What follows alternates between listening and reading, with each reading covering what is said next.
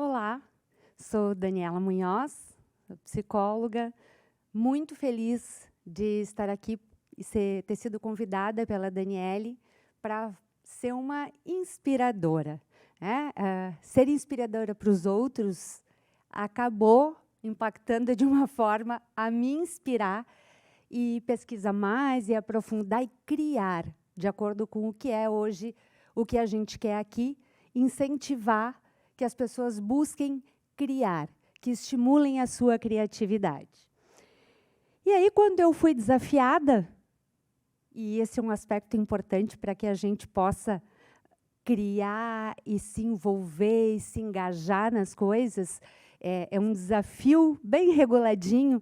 Quando eu fui desafiada, eu comecei a movimentar aquilo que eu já tinha e buscar novos conhecimentos, novas formas, né, de poder dizer algo que eu considero extremamente importante, que é entender e pensar como é que as nossas emoções se relacionam com a criatividade, a nossa capacidade ou habilidade de criarmos coisas novas, de fazermos diferente, de inovarmos. Então, para isso, trazer um pouquinho do que eu fui dar uma olhada, fui revisitar, né? E aí a gente fala da importância dessas referências na nossa vida, né? A gente cria a partir de algo que já está aí, transforma. E aí, então, trazendo para vocês um pouquinho, eu vou me virar aqui para que vocês possam, né, conhecer. Esse aqui é o Niemiec, esse cara da psicologia positiva que estudou um pouquinho dos nossos traços positivos, um pouquinho bastante, inclusive. Esse cara risonho aqui, que, na verdade, ele nem é tão risonho assim, ele não se considera uma pessoa tão aberta, tão risonha nesse sentido, mas que é o Martin Seligman, que é o que a gente considera o pai da psicologia positiva.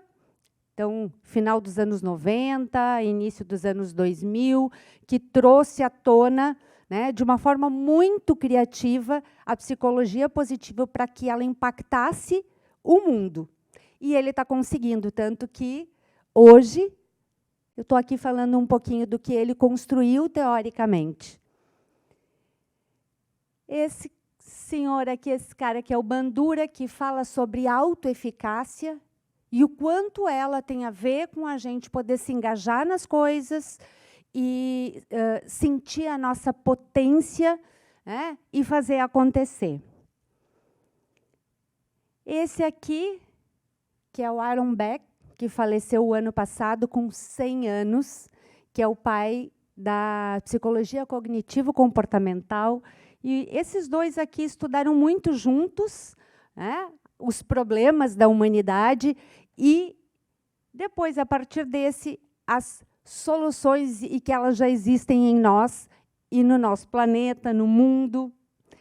E esse carinha aqui, que é o Mihaly, que estudou muito dentro da psicologia positiva o que é o estado de flow, o estado subjetivo de flow, em que a gente consegue visualizar um engajamento grande, né, diante de uma tarefa, de um desafio. E quando a gente fala em criatividade, acho que esse é o grande aspecto, assim, que é uma habilidade que a gente pode desenvolver para enfrentar desafios, sejam eles pessoais, comunitários, né, humanos, de diferentes ordens.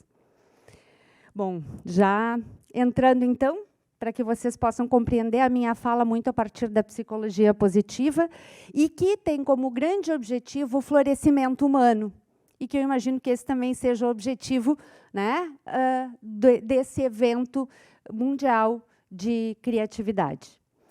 Então, o que é florescimento? Para situar vocês um pouquinho, é viver dentro de uma faixa de ótimo funcionamento que contemple crescimento e resiliência. Então, ótimo funcionamento é o melhor possível naquele momento, e quando a gente fala de crescimento, dentro tem desafio, não tem crescimento sem desafio, e resiliência envolve isso também, né? Se eu sou resiliente diante de algumas possíveis, eu não gosto de usar dificuldades ou problemas, mas desafios não tão agradáveis, né? E essa afirmação, então, é da doutora Barbara Fredrickson, né, que é uma estudiosa também da psicologia positiva e que nos traz muito sobre o componente emoções positivas. E que eu aqui vou falar sobre a análise de emoções positivas como emoções agradáveis, porque as emoções desagradáveis também nos fazem crescer e elas não são negativas. Elas podem, né, ter um impacto muito positivo também em nós em alguns momentos. E aí, entendendo a criatividade, assim, pegando alguns aspectos, né, é um tema tão profundo e tão extenso, não tem como a gente englobar todo, mas entendendo como uma habilidade, né, que tem uma grande relevância para o desenvolvimento humano e que, portanto, por ser uma habilidade, ela também pode ser desenvolvida. A questão de força de caráter, aqui entendido caráter não no sentido moral, mas no sentido de personalidade, de um traço meu que eu consiga reconhecer enquanto parte da minha identidade, isso fala de quem eu sou, né? Através, não do que eu acho, mas das minhas ações, do que os outros percebem, isso é um outro aspecto importante. Um fenômeno multidimensional, não se reduz a um ou outro fator, mas aqui a gente vai falar sobre alguns. E um dos aspectos que eu acho muito importante de trazer é com relação às crenças, porque esse é um aspecto que, no dia a dia, a gente se depara. Eu não sou criativo, eu não sei fazer diferente, eu não sei criar, eu não sei desenhar. Muito relacionado à questão artística, sim, quem é, né, quem tem a atividade, o dom, né, da arte, tem uma capacidade criativa, né, extremamente elevada, mas até porque também estimula constantemente. Então, isso a gente fala da questão da habilidade. E uma coisa importante, né, das bases facilitadoras para o desenvolvimento do bem-estar, que estas crenças, de acordo com o que eu acredito sobre mim, sobre aquilo que está acontecendo, ou sobre a minha capacidade criativa, né, de colocar, transformar em comportamento, né, de fazer diferente, ela pode ser vista a partir de uma identidade pessoal criativa ou não, né? E aí é aquilo que eu falei, ser ou não.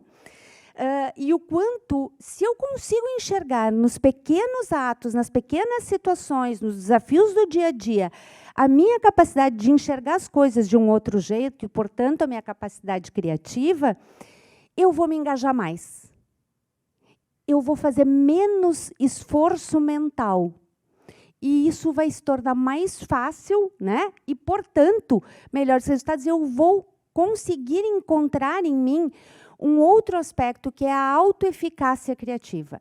Autoeficácia é diferente de autoconceito, de autoestima. A autoeficácia é quanto eu acho que eu sou capaz de alcançar determinado resultado. E aí, dentro da criatividade, ela também tem um papel importante. Então, o meu desafio aqui, a inspiração é que vocês possam se desafiar a criarem, a ousarem, a errarem, a fazerem do jeito de vocês, porque a cada passo que vocês forem dar, vocês vão se fortalecer nesse sentido. Por quê? Dentro da psicologia positiva, a gente tem esses 3 pilares. Quando a gente fala, né, o que sustenta são experiências positivas, ou seja, eu não posso ficar parado, eu tenho que experimentar, eu tenho que fazer, me comportar, agir.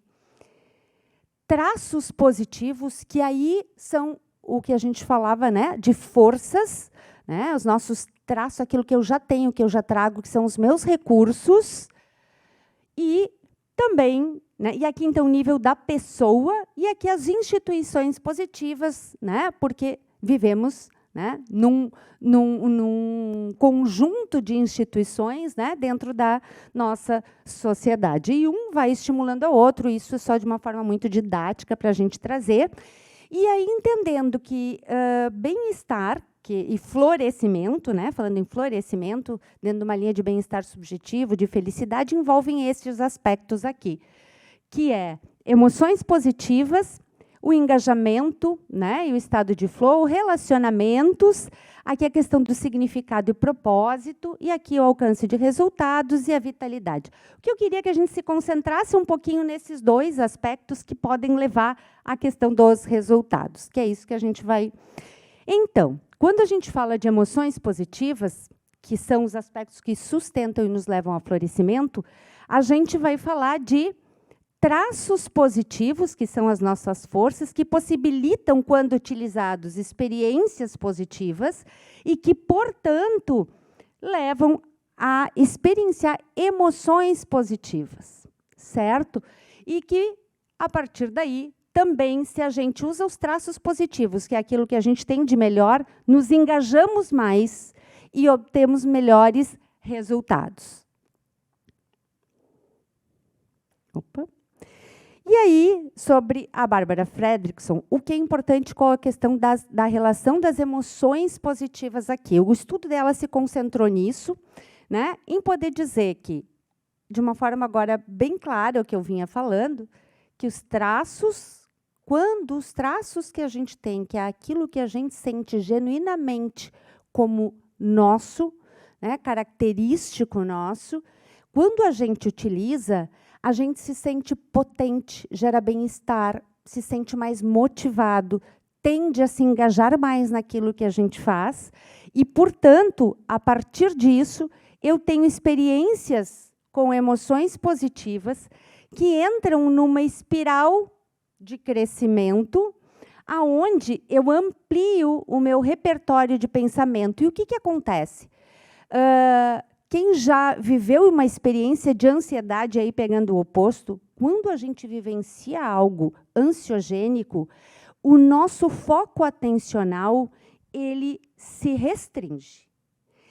E ele dificulta o encontro de soluções diferentes. E nós ficamos, muitas vezes, presos ao problema, e aí não amplia a capacidade de solução, porque a gente acaba não enxergando ela. Então, o efeito cognitivo das emoções agradáveis, e aqui ditas como positivas, é exatamente ampliar as possibilidades. Cognitivamente, o nosso cérebro faz novas conexões, outras conexões, porque ele não precisa mais se preocupar na nossa sobrevivência, certo? E, a partir disso, eu também construo novos recursos, né? Porque, a partir dessa experiência, eu já vou subindo uma escalada, né? E este pensamento e a questão cognitiva vai impactar na questão comportamental. Então, eu também posso agir de um jeito diferente. E isso se retroalimenta, né? E aí chega numa transformação, né, ascendente. Certo?